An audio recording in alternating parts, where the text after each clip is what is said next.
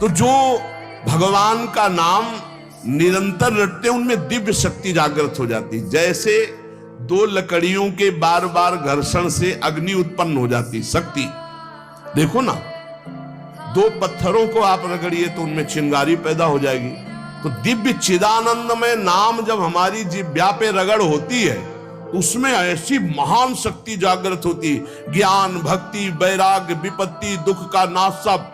भगवान कितने समीप है, आपके समीप इतने कि उनसे ज्यादा कोई समीप नहीं है, बहुत नजदीक। जो अनुभव करना चाहो, हमारे प्रभु की यही मानता है। इस खंबे में है तो यही मिलेंगे आपको, और हृदय में है तो यही हृदय में मिलेंगे, और बद्री नारायण में मिलेंगे तो बद्री नारायण में ही मिलेंगे। जहां जैसी भावना करोगे वैसे ही भगवान मिलेंगे। और सर्वत्र है तो सर्वत्र, फिर यहां भी है।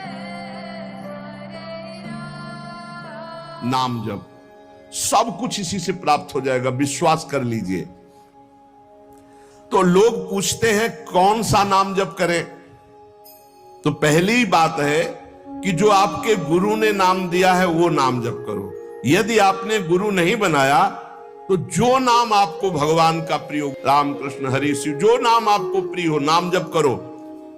वो आपको गुरु से मिला देगा, गुरु मंत्र दिलवा देंगे, वो आपको भगवत प्राप्ति का सब वही नाम करवा देगा। आप शुरू तो करो नाम जप करना।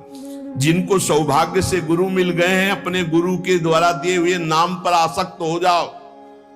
और मन का एक स्वभाव है, ये बगल में कुछ लेके चलने का स्वभाव है, गुरु से हटकर कुछ लेके चलने का। ये स्तोत्र ले लें, ये नाम ले लें, ये इसका स्वभाव है। इसी स्वभाव को हटाना है।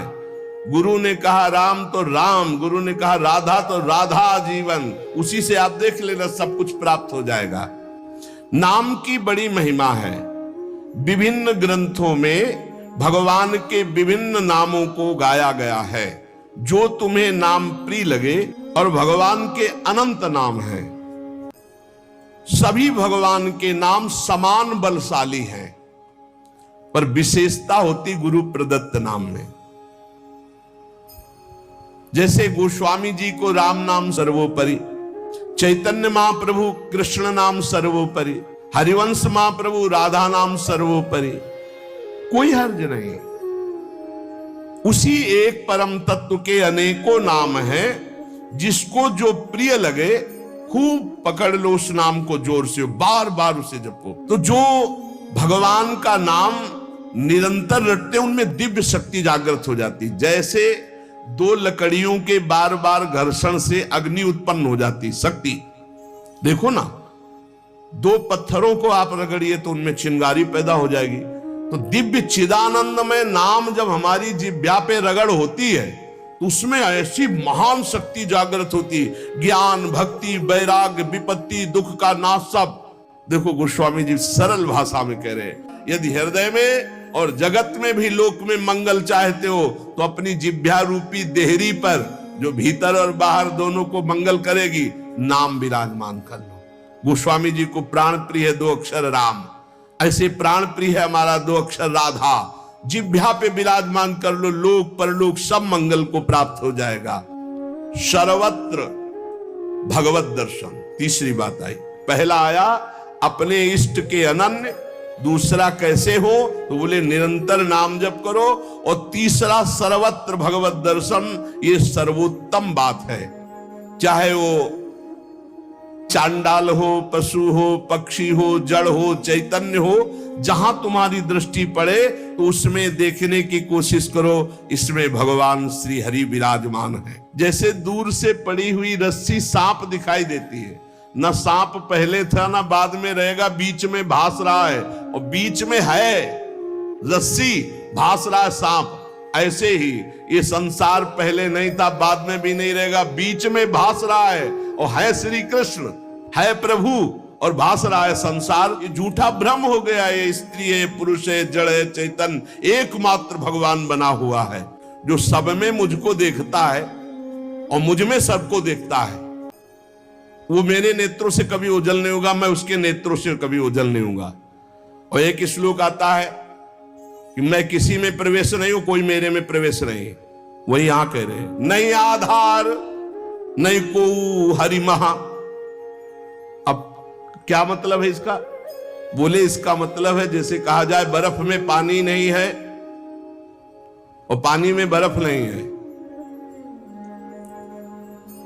बात कैसी रहेगी? क्योंकि बर्फ ही पानी है, पानी ही बर्फ है, भेद ही नहीं है। तो कहा जाए बर्फ में पानी प्रवेश नहीं कर सकता और पानी में बर्फ प्रवेश नहीं कर सकती, उसकी अलग सत्ता नहीं, बर्फ ही पानी बनी हुई है, पानी ही बर्फ है, कोई अंतर नहीं।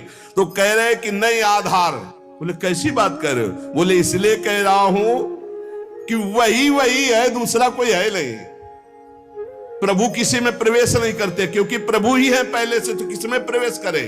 और कोई प्रभु में प्रवेश नहीं कर सकता क्योंकि कोई है ही नहीं, प्रभु ही है। स्वयं हरि जगत बने हुए हैं, सब कुछ ये हरि बैठे हैं। बस ये नेत्रों का हमारा दोष हट जाए, चश्मा बदल जाए, केवल हरि है। सिय राम मैं सब जग जानी, मानी नहीं जानी, जान के देख के।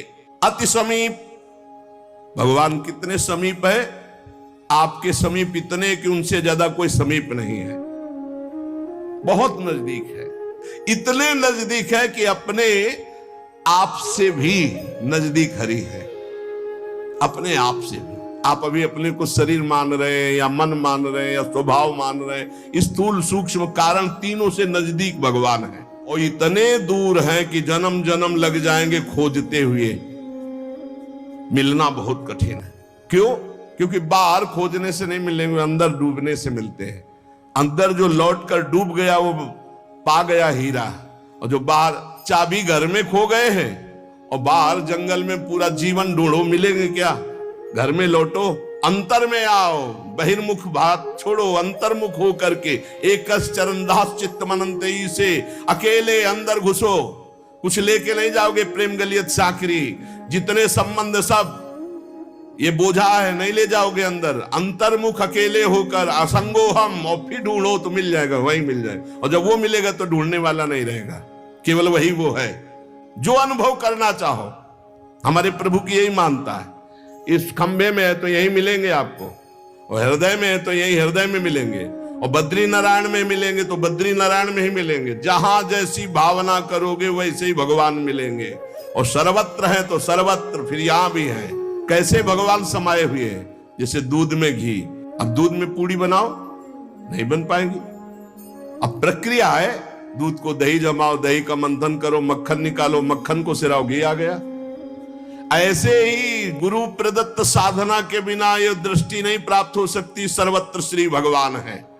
भगवान कैसे समाये हुए? पय घृत, दूध में घी के समान। जैसे अग्नि और लकड़ी, लकड़ी में कहीं अग्नि है लेकिन घर्षण करो, अरण्य मंथन उसी को तो कहते हैं। लकड़ी के घर्षण से अग्नि पैदा हो जाती। जैसे एक छोटे से बीज में पूरा वृक्ष है, उसकी डाल भी है, उसका पत्ता भी है, उसका फल भी है, लेकिन उसको जब आप भूमि पर प्रक्रिया से गाड़े, बीज अंकुरित हो, तब आपको यह अनुभव में आएगा। आनंद समुद्र भगवान ही सब रूपों में व्याप्त है। एक बार ये दृष्टि आ जाए कि सर्वत्र भगवान है, वो भव समुद्र से पार हो गया। पर इस दृष्टि में बड़ा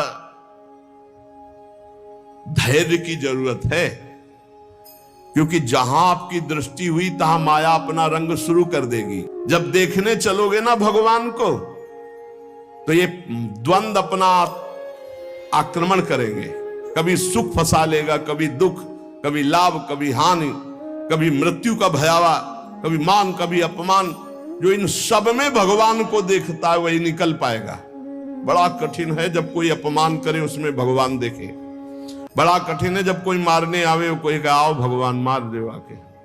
ऐसा बड़ा कठिन है। कोई हमें गाली दे, हानि करे, तिरस्कार करे, हम उसमें भगवान देखें, लेकिन है भगवान। बहुत कठिन है। भगवान एक ऐसी स्थिति दे तभी होता है, नहीं तो ऐसे।